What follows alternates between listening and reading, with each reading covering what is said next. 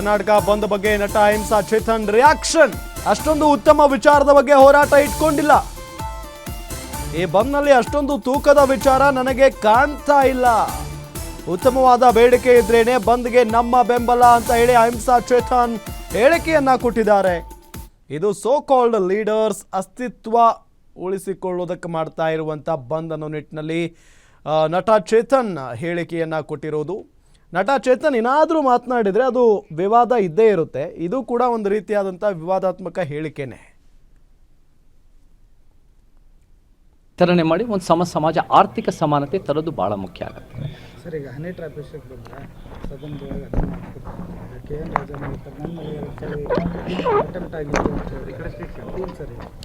C honey trap ಅನ್ನೋದು ನಾವು ಯಾರಾದರೂ ಡಿಕ್ಷನರಿ ನೋಡೋ ವ್ಯಾಖ್ಯಾನ ಮಾಡಿದ್ರೆ ಹನಿ ಟ್ರ್ಯಾಪ್ ಅಂದಾಗ ಒಂದು ಲೈಂಗಿಕ ಕ್ರಿಯೆ ಮುಖಾಂತರ ಜನನ ಮೆನಿಪ್ಯುಲೇಟ್ ಮಾಡೋದು, ಒಂದು ಪವರ್ಫುಲ್ ವ್ಯಕ್ತಿನ ಮೆನಿಪ್ಯುಲೇಟ್ ಮಾಡೋದು. ಬಟ್ ಸಾಮಾನ್ಯವಾಗಿ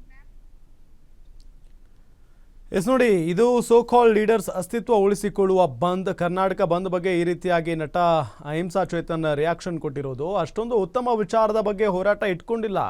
ಈ ಬಂದ್ನಲ್ಲಿ ಅಷ್ಟೊಂದು ತೂಕದ ವಿಚಾರ ನನಗೆ ಕಾಣ್ತಾ ಇಲ್ಲ.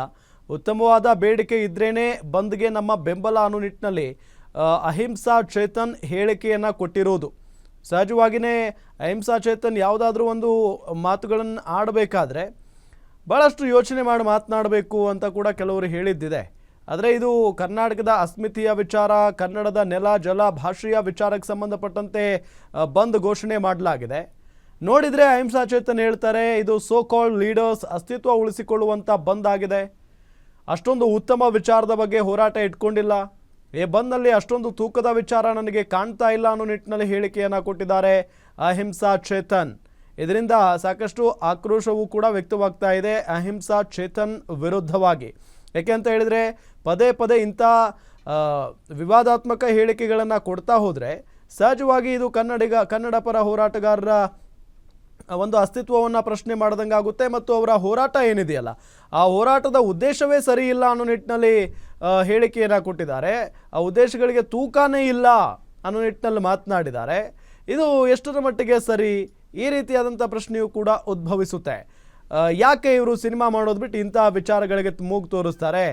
ಯಾಕೆ ಬೇರೆ ಬೇರೆ ವಿಚಾರಗಳಿಗೆ ಮಾತನಾಡಿ ವಿವಾದಕ್ಕೀಡಾಗ್ತಾರೆ? ಇಂಥ ಪ್ರಶ್ನೆಗಳು ಆಗಾಗ ಕಾಡ್ತಾನೆ ಇರ್ತವೆ. ಯಾಕೆ ಅಂತ ಹೇಳಿದರೆ ಭಾಳಷ್ಟು ವಿವಾದಗಳಿಗೆ ಇವರು ಒಳಗಾಗ್ತಾನೇ ಇರ್ತಾರೆ ವಿವಾದಾತ್ಮಕ ಹೇಳಿಕೆಗಳನ್ನು ಕೊಡೋ ಮುಖೇನ.